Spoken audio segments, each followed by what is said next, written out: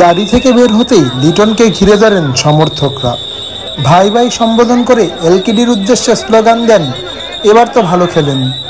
লিটনের মতো বিশ্বকাপগামী দলের বাকিরা এমন বিড়ম্বনায় না পড়লেও সবাইকেই পার হতে হয়েছে জনসমুদ্র।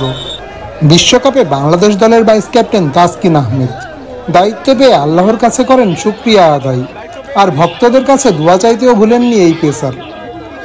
বাংলাদেশ দলের যুক্তরাষ্ট্র সফরে যাবার খবর সবারই আগে থেকে জানা, তাই এত রাতেও তাদের বিদায় দিতে বিমানবন্দরে ভিড় করেন সমর্থকরা। অধিনায়ক শান্ত যখন এয়ারপোর্টে হাজির হন, তার গাড়ি ঘিরে ধরেন ভক্তরা। বেশ কষ্ট করে সেই ভিড় ঠেলে বিমানবন্দরে প্রবেশ করেন বাংলাদেশ ক্যাপ্টেন। লিটন শান্তের পর তৃতীয় ক্রিকেটার হিসেবে বিমানবন্দরে পা রাখেন শরীফুল ইসলাম।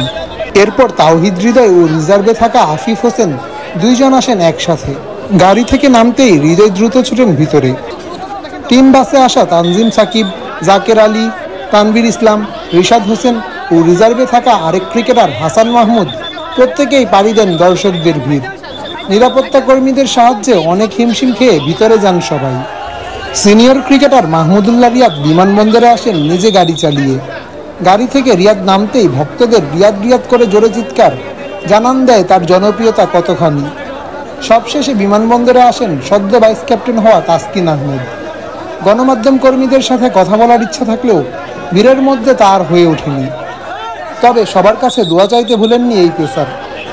সাকিব মুস্তাফিজও দলের সাথে যুক্তরাষ্ট্রের উদ্দেশ্যে রওনা দেন, তবে তাদের প্রবেশ করতে দেখা যায়নি এই গেট দিয়ে।